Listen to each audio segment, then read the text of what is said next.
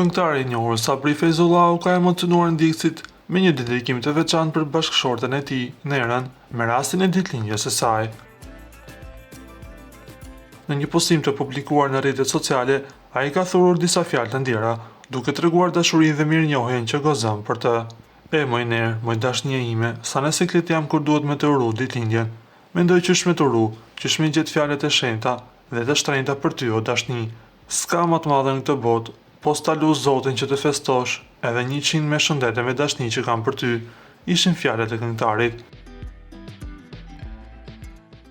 Gjithashtu na duhet t'ju themi se Sabri Feyzullahu vazhdon të mbetet një nga figurat më të kërkuara në skenën e muzikës shqiptare, ndërsa edhe në jetën private ai shfaqet si një burr familjar dhe mjaft i përkushtuar.